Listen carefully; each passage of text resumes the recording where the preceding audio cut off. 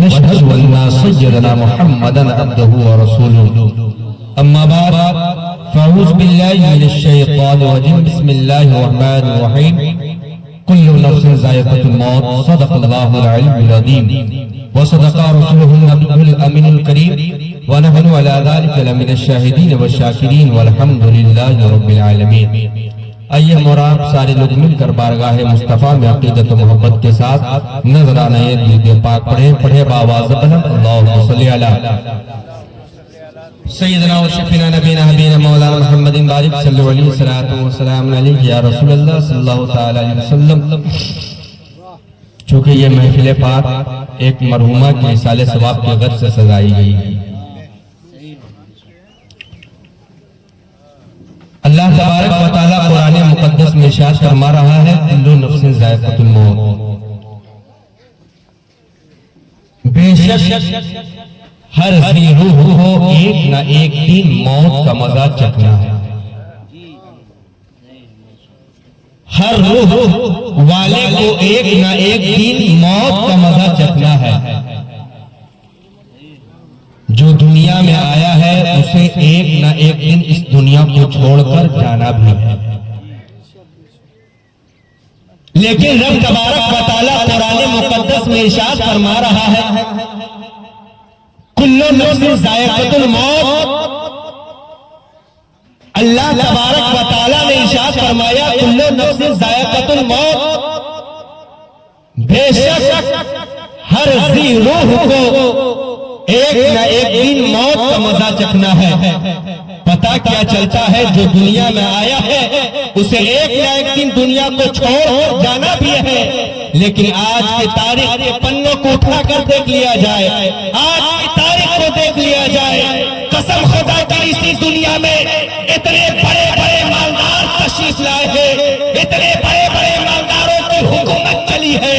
آنے والے اسی دنیا میں قارون بھی آیا ہے, آنے والے اسی دنیا میں فرعون بھی آیا ہے, آنے والے اسی دنیا میں جو ہے کہ شداد بھی آیا ہے. لیکن سارے لوگوں نے اپنی اپنی حویلی بنایا ہے, سارے لوگوں نے اپنی اپنی جنت کو بنایا ہے. لیکن رب تبارک و تعالی کھلے عام طور سے قرآن مقدس میں ارشاد فرما رہا ہے کل نفس ذائقۃ الموت. بے شک جو آیا ہے اسے ایک نہ ایک دن جانا, جو آیا ہے اسے ایک نہ ایک دن جانا ہے.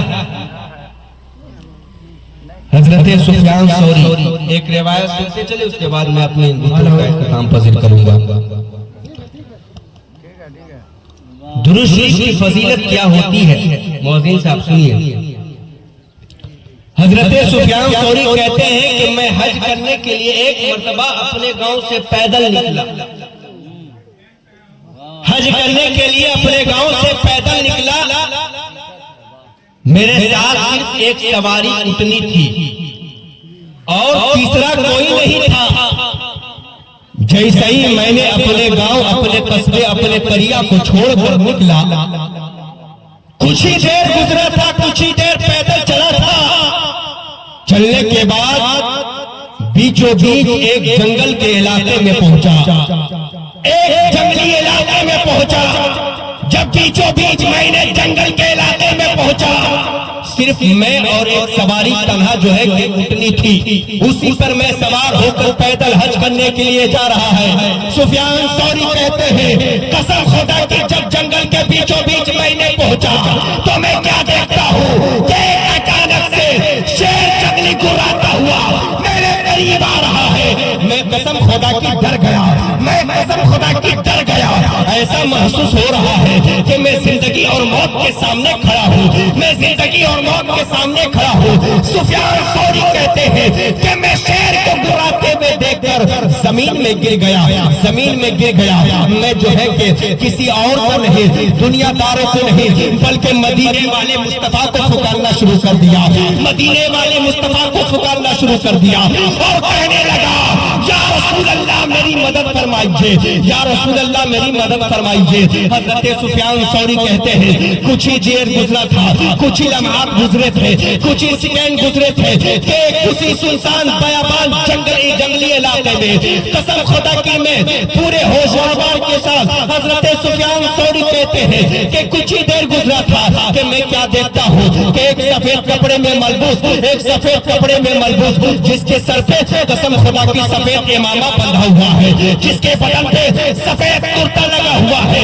میں کیا دیکھتا ہوں کہ کچھ ہی دیر گزرا تھا، ایک جو ہے کہ بزرگ کامل میرے قریب آ رہے ہیں، میرے قریب آ رہے ہیں۔ سفیان ثوری کہتے ہیں کہ جیسے وہ بزرگ کامل میرے قریب آتے ہیں، شیر میرے بازو میں پڑا تھا، شیر میرے بازو میں کھڑا تھا، اپنے جوئے کے منہ کے جبڑے کو کھولا ہوا تھا۔ قسم خدا کی اور بزرگ آتے ہیں، آنے کے بعد کہتے ہیں اے شیر، اگر تمہارے دل میں اللہ کا ڈر ہوگا، اگر تمہارے دل میں اللہ کا خوف ہوگا، اگر تمہارے دل میں اللہ کا دہشت ہوگا تو تم جاؤ اپنی منزل کی طرف واپس چلے جاؤ، تم جاؤ اپنی منزل کی طرف واپس چلے جاؤ۔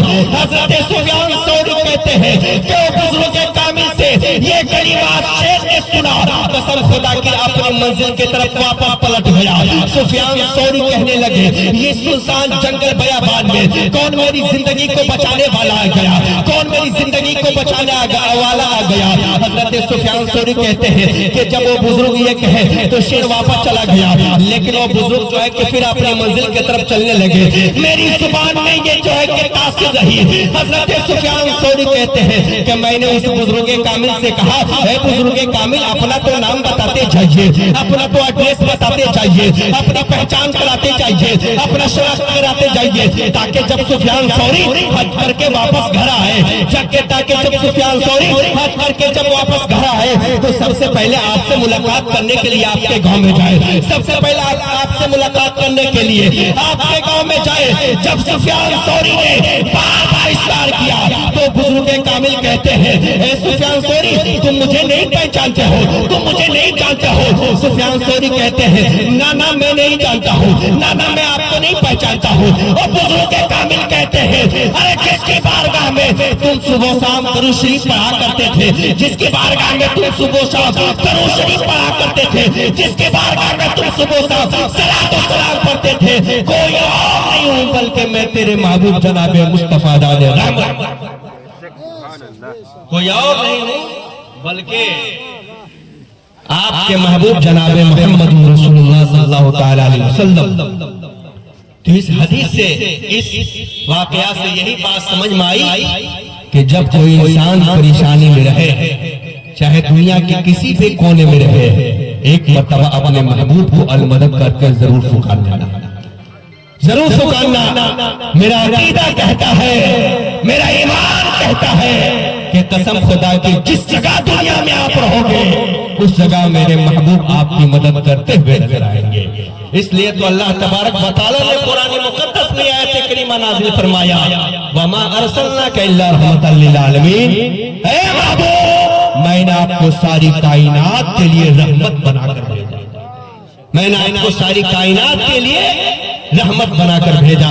وقت نہیں ہے، بہت کم ہے، انہی چند کلمات کے ساتھ میں اپنے گفتگو کا اختتام پذیر کرتا ہوں۔ دعا کرتا ہوں اس مرحومہ کے لیے اللہ تبارک و تعالیٰ ان کے تمام چھوٹے بڑے گناہوں کو معاف عطا فرما کر جنت الفردوس میں اعلیٰ سلام مقام عطا فرمائے۔